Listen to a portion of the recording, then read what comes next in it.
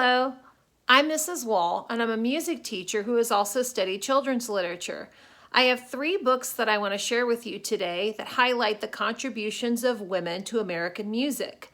The first, Swing Sisters, is about an all-girl jazz band. The second, Mahalia Jackson, is about a famous gospel singer. And the third is about Leanton Price, who was the first world-famous opera singer who was also African American. During these stories, we'll look at how life was in previous generations, including segregation, children in the workforce, religious practices, and the lives of kids who didn't live with their parents. Hope you enjoy and hope you like the artwork and the stories as well. Just like a music lesson in your classroom, this digital music lesson teaches Ohio content standards for music. We'll explore music from different styles and cultures. We'll explore how music is celebrated by the community. And we'll also do something a little bit more advanced. We'll look at how history connects with music. Swing Sisters, the story of the International Sweethearts of Rhythm, by Karen Deans, illustrated by Joe Cepeda.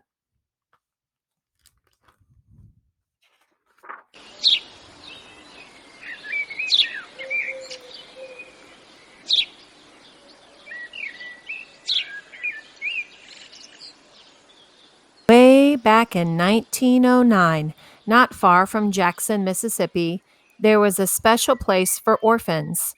It was called Piney Woods Country Life School. A man named Dr. Lawrence Clifton Jones started the school. He wanted to make sure these African American kids had a place to live, food to eat, clothes to wear, and a good education. In return, the children worked at the school to earn their keep. Some planted seeds and picked weeds outside on the farm. Others chopped vegetables in the kitchen or did laundry. Of course, they also did things that most kids do today, such as studying, reading, and playing games. They worked hard, but they had fun too. Most Black people in Mississippi were poor back then, and many had never been given the chance to learn how to read or write. Piney Woods was a hope-filled place. Dr. Jones loved music and wanted the children to love it too. In 1939, he started a school band that was just for girls, and he called it the Sweethearts. Dr. Jones wanted the band to help raise money for the school, so the girls were expected to take it seriously, like a real job. The Sweethearts woke up at 5 o'clock every morning and filled their days with schoolwork and hours of practice. It could be exhausting, but they loved it. The music the girls played was called swing. Sometimes people called it big band music because there were lots of instruments and musicians, sometimes as many as 17. The musicians were divided into sections, depending on what kind of instruments they played. The brass section was made up of trumpets and trombones. The woodwind section had clarinets and saxophones.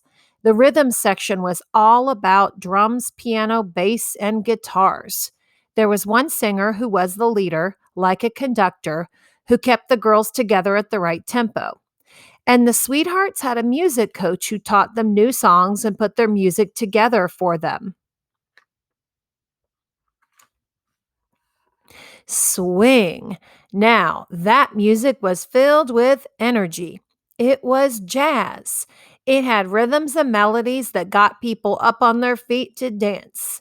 And like any good music, it told stories about how it feels to be alive. The Sweethearts played in churches and schools and other places too.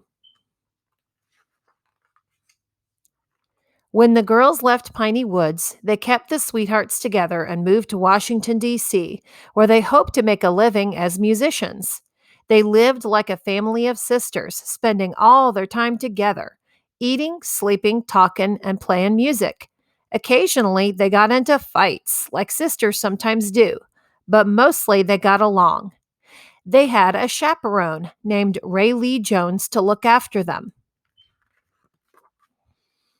Ray traveled with the Sweethearts, making sure they had safe places to eat and sleep. They traveled in their very own bus, Big Bertha, which had their names splashed across the sides. They ate on that bus. They played cards on that bus. Those girls even slept on that bus. At night, they would look out Big Bertha's windows and watch miles and miles of America flash by, like a movie. They were doing something most girls couldn't have dreamed of doing because it had never been done before. Every so often, a band member would leave, but they were always picking up new musicians along the way. A sax player from Boston, a bass player from New York. The original members of the group were black, but the band grew to include people of many races and nationalities. The Sweethearts didn't care as long as they could play music, as long as they could swing. They started calling themselves the International Sweethearts of Rhythm, and pretty soon they found themselves in the big time. They got dressed up in beautiful gowns and fancy shoes and performed for crowds all over the place. One week they played the Howard Theater in Washington, and 35,000 people came to see them. The International Sweethearts were a sensation. People lined up in the streets for hours to hear them play.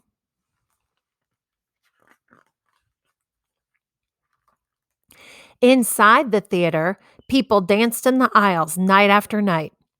In the 1940s, there were other big band entertainers who were very popular, such as Louis Armstrong and Count Basie. They were leaders of male bands. The International Sweethearts of Rhythm was one of the very few all-female bands at the time. Women were discriminated against. They didn't get paid as much as male entertainers. Some people didn't take them seriously, but the Sweethearts worked just as hard as men did. And these women were good.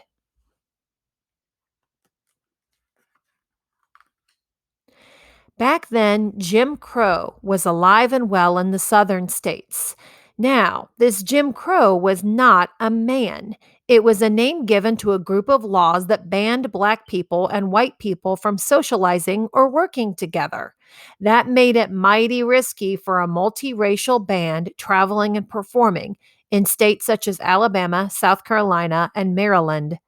The white girls had to pretend to be black or they could be arrested. Sometimes they put on dark makeup, but usually they just tried to stay out of sight. They performed mostly for black audiences. Sometimes, though, white people would come to hear them and sit in the balcony.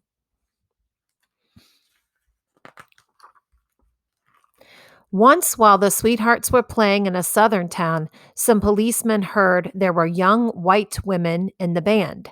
The policemen started searching the bus, but the women escaped. They jumped into a taxi and headed straight for the train station. The taxi driver was scared because he didn't want to get in trouble. He was sure glad to say goodbye to them. In the early 1940s, many American men were sent to Europe to fight in World War II. Hundreds of African American soldiers got together and wrote letters to the government asking for the Sweethearts to visit Europe. In 1945, the United Services Organization, or USO, arranged a 6-month tour for the band to travel to France, Belgium, and Germany.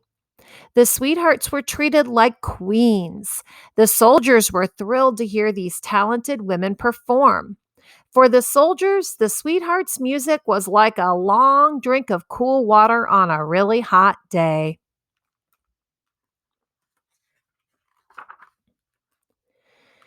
The Sweethearts came home and played for a while.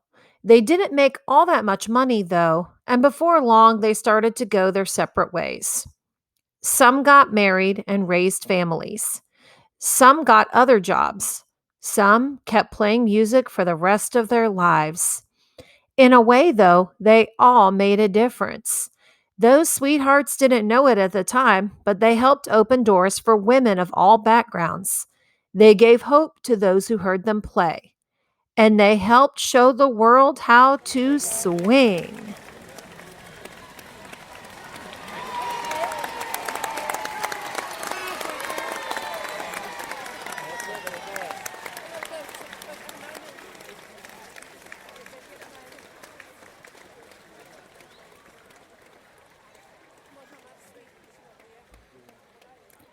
Mahalia Jackson, Walking with Kings and Queens by Nina Nolan, illustrated by John Holyfield.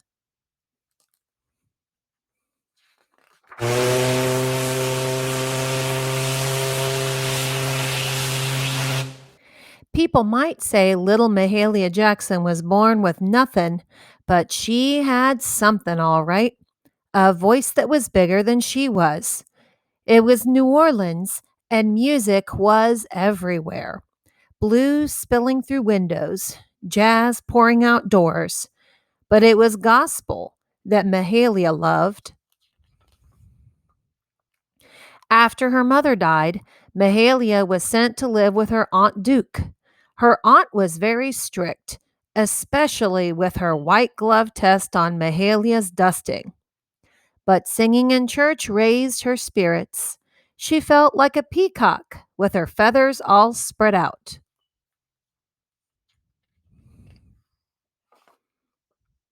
In the fourth grade, Mahalia had to leave school to look after her baby cousins. She would drag out the record player and sing along. Her voice settled the babies.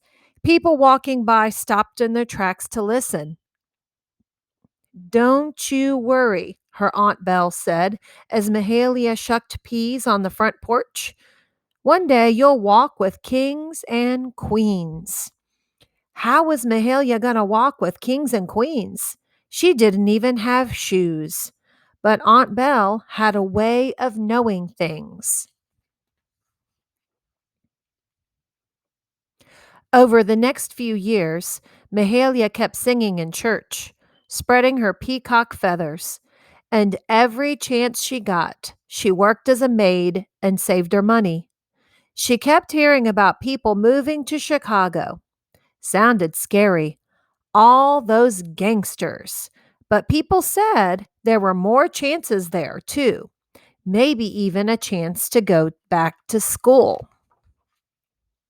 When Mahalia was 16, her Aunt Hannah visited from Chicago. "Want to come back with me?" she asked. Train was leaving in the morning. No time to lose.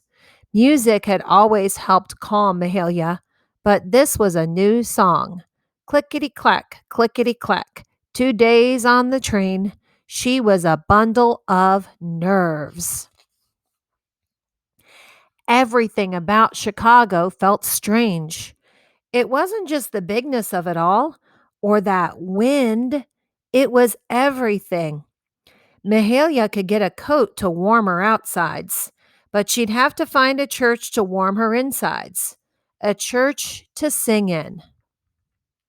She found a church all right, and a school too. Things were looking up in Chicago. When Aunt Hannah got sick, Mahalia had to stop school to work. Back to being a maid again. But she kept on singing. A few times, Mahalia went to hear a band play in a nightclub. It wasn't gospel, but the music sure did sound good. But when Grandpa had a heart attack, Mahalia made a promise to God. "If you let Grandpa get better, I'll never set foot in a nightclub again." Grandpa got better, and that was that. People kept telling Mahalia if she would sing in nightclubs instead of churches, she'd make enough money to quit working as a maid. Those people could say what they wanted. Mahalia knew what she said to God. She drove down south, singing in churches. It was for money now, but not much, and only sometimes. Mahalia kept driving on those may blow tires. Tires so bald they may blow any minute. No money to fix them. Keep singing and driving. Mahalia's joyful voice lifted people with hope. After she sang in a church, people lined up to join the congregation. When she finally had money for singing lesson, the teacher told her to stop hollering. Maybe he didn't know Psalm 47, but Mahalia did. Shout unto the Lord with the voice of a trumpet. She was going to keep hollering for the Lord.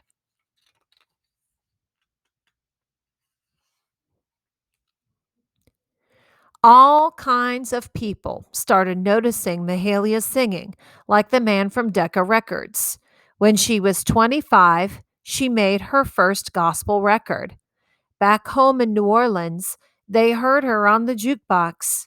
In Chicago, she was on the radio. Mahalia sang for as many people as she could. She knew gospel lifted people up. And when you know something like that, you've got to tell it to the world. So she did. She was a guest on celebrity TV shows. When she was 38, she sang in Carnegie Hall. She couldn't believe it. Such a fancy place. She had goosebumps. When she started singing, the audience got goosebumps too. She sang in movies. She sang for presidents and prime ministers, but she never did sing in a nightclub. She performed at the March on Washington right before Dr. Martin Luther King gave his famous I Have a Dream speech. Mahalia loved those words. I have a dream. Aunt Belle was right.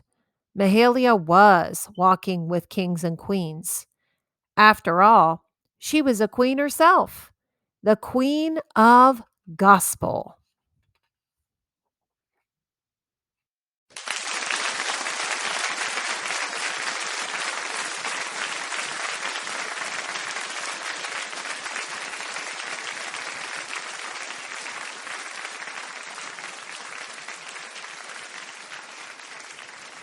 Leanton Price, Voice of a Century by Carol Boston Weatherford, illustrated by Raul Colon.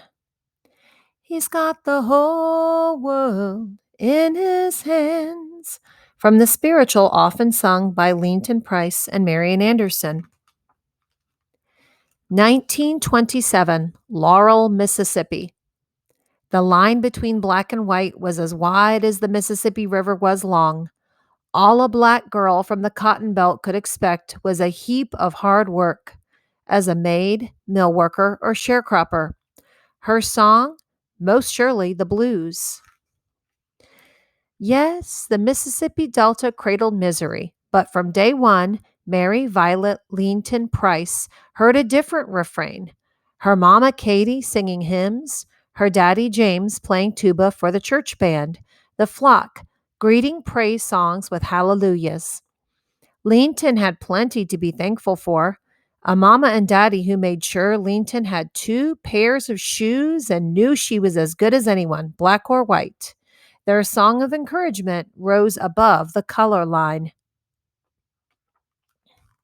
Wasn't long before Leanton was finding her voice, singing along to her daddy James's records and listening to the Metropolitan Opera's Saturday afternoon radio broadcasts. She soaked up the sopranos, if not the foreign words, art songs and arias, shaping a brown girl's dreams.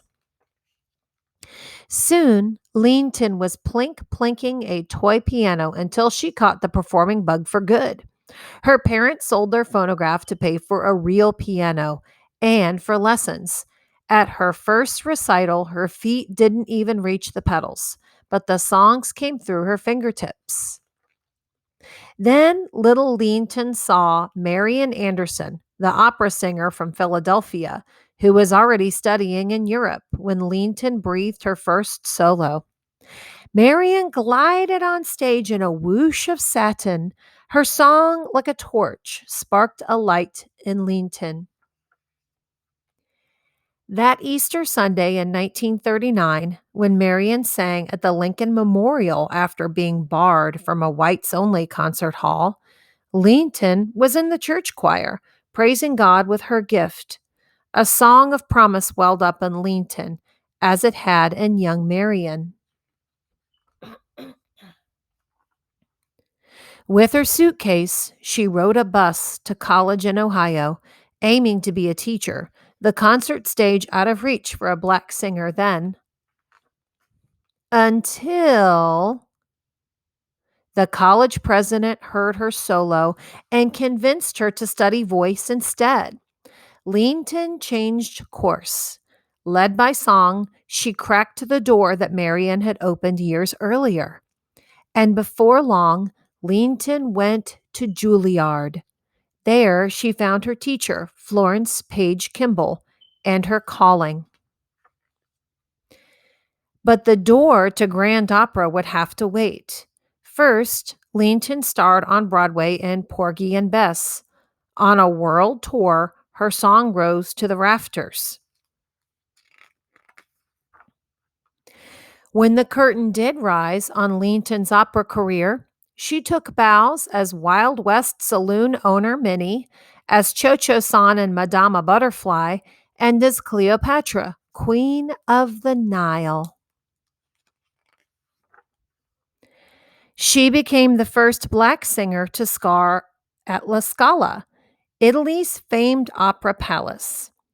Her songs scaled the six-tiered balconies and brushed the gilded ceiling. Yet certain doors her golden songs could not open. In America, some hotels, restaurants, and stages were still whites only. But television brought Leanton into living rooms. Viewers saw that skin color didn't matter, voice did. And her song was as regal as it was rich and rare. Leanton was never more majestic than as Aida, playing the part she was born to sing. As the Ethiopian princess, with her skin as her costume, she expressed her whole self. Standing on Marian's shoulders, Leanton gave the crowd goosebumps. The song of her soul soared on the breath of her ancestors. When Leanton performed at the Metropolitan Opera House in 1955, she blew open the door that Marian left ajar.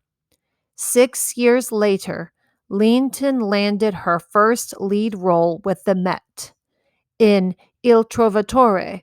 As a noble lady in a tragic love story, she got a 42-minute standing ovation. The song of roaring applause shook the walls.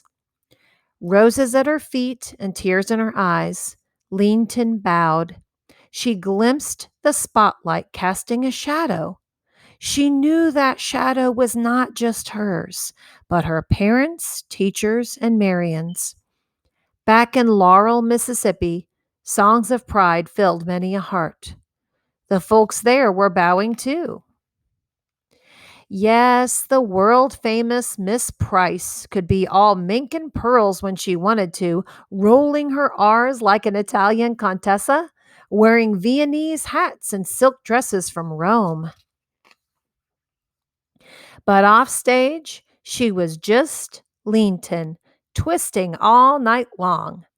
Her song sure wasn't the blues. Hey kids, thanks for watching. And remember, there's always more to learn about music. Visit your local library to learn about more diverse women in American music.